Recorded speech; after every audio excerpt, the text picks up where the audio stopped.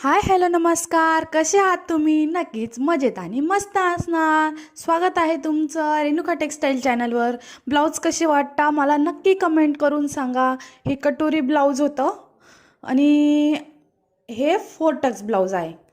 तुम्हाला हे blouse stitching कशी वाटते, फिनिशिंग कशी वाटते मला कमेंटमध्ये नक्की कळवा. आणि असे छान छान ब्लाऊज शिवायचे असेल तर मला नक्की सांगा. आणि माझ्या चॅनलला लाईक शेअर आणि सबस्क्राईब नक्की करा.